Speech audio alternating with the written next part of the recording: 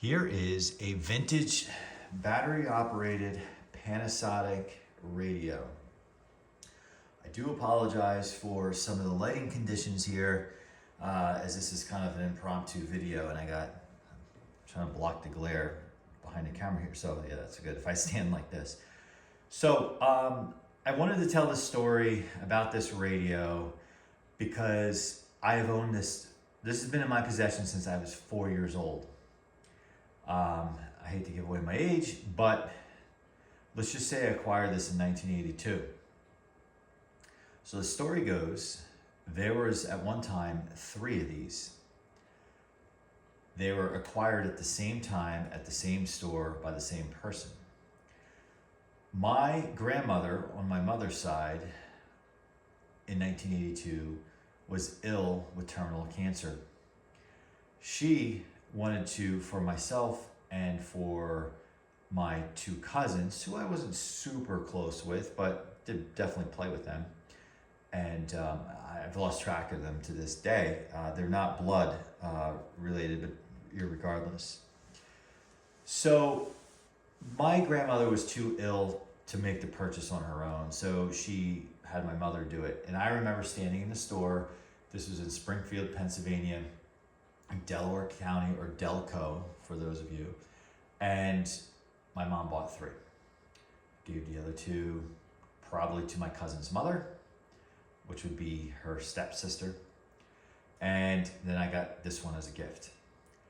Don't ask, I have no idea how this thing survived time. Think about it, as a 4-year-old, all the way up through, 4-year-old, your double digits, your teens, and then you get in your 20s, you move again, you move and you move and you move. Somehow, and the thing is, even though I was very young, I was old enough to understand, or maybe not old enough, but like I could comprehend what death was. That was my first experience with death at 4, unfortunately. And to this day, I do still have some items that were directly given to me by her. This being one of them. I know my mother facilitated it, but she wanted to provide this. And the only thing that's wrong with it is the battery door. But the other items, I don't know why I just randomly said that, but the other items I have, and I'll do a separate video on that, aren't like an electronic device or anything like that. It's actually something to do with my grandfather's occupation. And that could be a cool video to share. So I think I was old enough, or I could comprehend at such a young age, that I'm gonna grow up. She's not gonna be part of my life because unfortunately she's not here. She's not gonna see how I turned out. She's not gonna see how I lived. So I think as a youngster, I thought, well, let me keep her memory alive, because I have 2 younger sisters. They're not gonna know her. They're gonna know of her, but they're not gonna know her.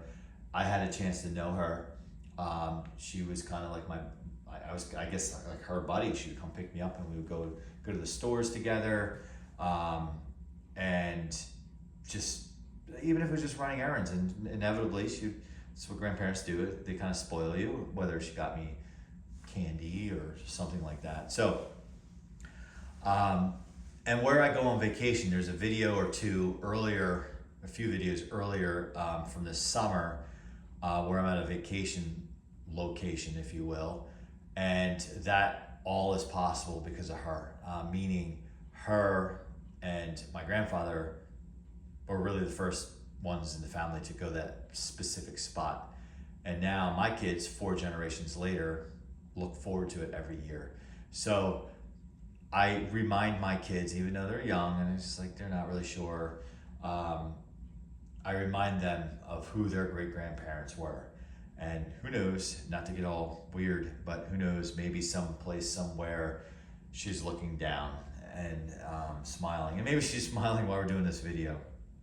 That being said, this fully works. The antenna, I think I had replaced at one point, or my father helped me. I think this was, for those of you who know, a Radio Shack replacement, I think maybe. The antenna is a little bent at the end. It could be original, but I don't think it is. And so obviously it's a Panasonic. There is tape on the back door here because I lost this as a young guy. That was really the only fatality here, is I lost the door to the battery. And I'm sure this thing got tossed around a bit, but it survived. So my son has some tape on there. The other thing to point out is, I do remember, again, this is in my son's possession now. I felt like this would move a little bit. No, maybe the tape's holding it.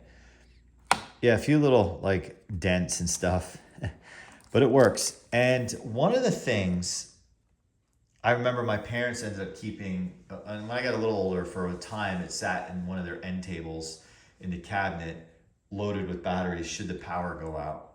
Like they could pop on the radio. And a cool story with this is that, now I should back up for a second. A radio like this these days is really unnecessary. With everyone's smartphones, like I use Odyssey.com, not that that's a plug for them, but if I want to listen to whatever on terrestrial radio, that's what I do. But a lot of times I use satellite radio, and I have an app for that too. So a radio like this today, like a Walkman, there is a headphone jack on the side.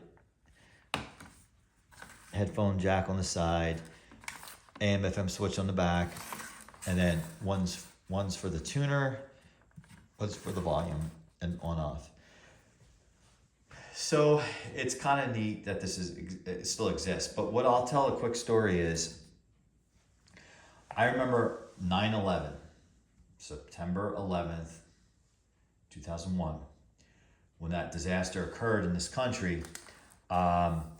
For whatever odd reason that night, so my parents their relationship was in turmoil, and what I remember is, I was old enough to be done college and working a day job. They sent us home early because where I lived was just not that far from Manhattan in New York, and living in, at the time, Northwest Jersey. And my sisters, I think, were in school. I don't know. Yeah, I think they were still in school.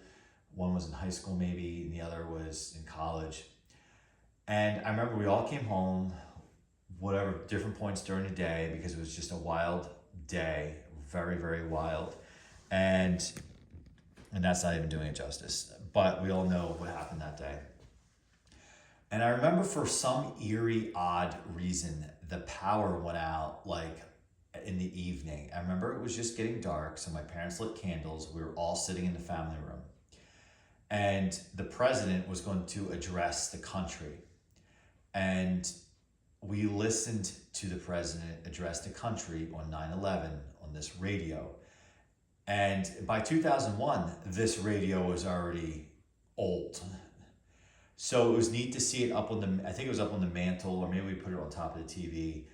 And my family, despite my parents going through their situation, which they ultimately divorced, for that moment, that frozen moment in time that day, it felt like we were together, close as a family, and we were one unit.